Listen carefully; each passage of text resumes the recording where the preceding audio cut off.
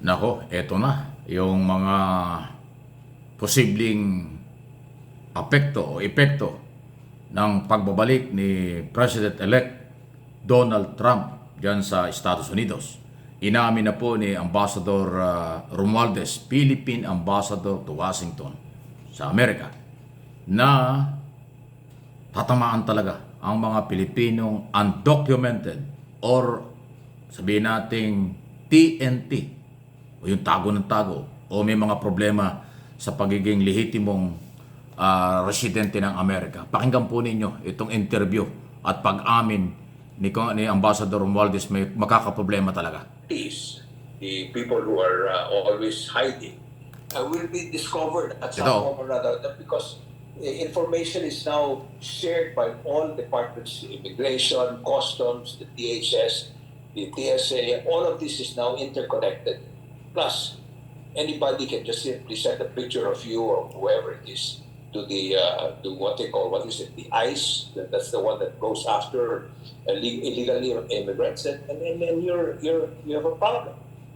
And so my advice to them is to immediately leave Ayan, voluntarily, because once you're deported, immediately you leave. can never come back to the United States. What potential Ayan, policies of the Trump Ayan ho ang administration advice are na we going to watch umalis out talaga. for? Umalis na lang daw po yung mga kababayan natin may problema sa dokumento para maiwasan ng ma-deport. Kasi nga pag na-deport, di ka na makakabalik ng Amerika. Ganun po ang record eh.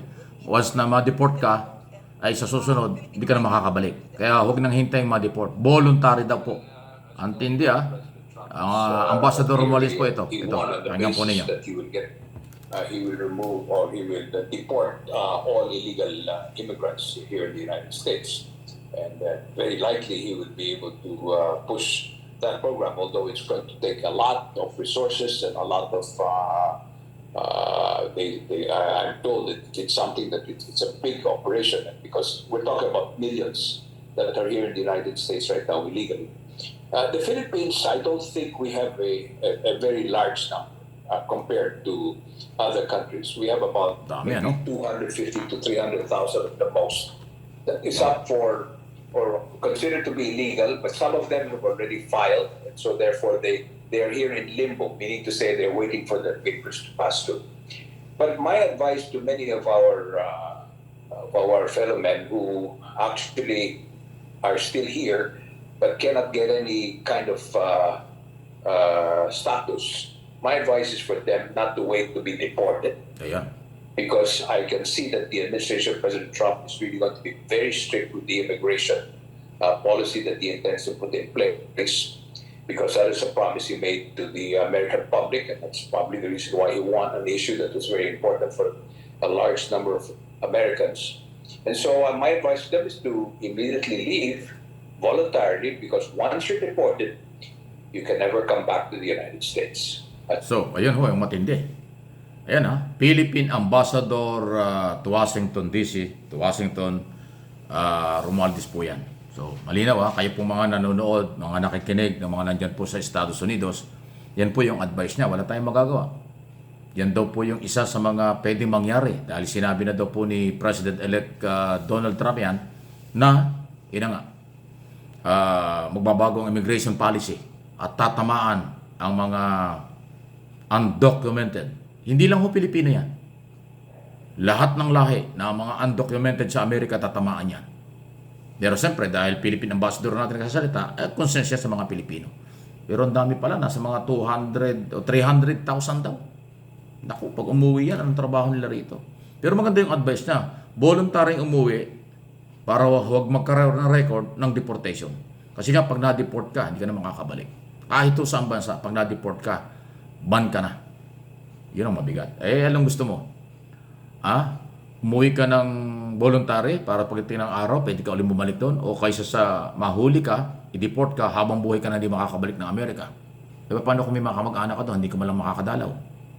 Di ba? Tama yung advice ng ambassador. Umuwi at voluntary para maging maganda ang record. Mali mo, halimbawa 4 na taon si Trump, after 2 years magbago, mag-open ulit ang mga policing pagbabagong payagan ng mga ibang lahi pumasok sa kanila. Di ba? o kaya after ng term ni Trump ay yung susunod na presidente i-open ulit yan. Yun yung pag-asa. So, malungkot na balita ito pero kailangan kong ibalita dahil marami po yung 300,000 na Pilipino. May mga pamilya yung iba dyan. Alam ba niyo sa Amerika maraming Pilipino, TNT pa rin pero may mga pamilya na rin. Paano yun? Plus 2, plus 3 yan. Dahil yung asawa, mga anak. At yung mga pamilya nandito na umaasa, alam mo naman. Basta Pilipino nasa abroad, inaasahan ng pamilya rito, pasintabi na. So, malaki, marami po. Milyon natatamaan dyan.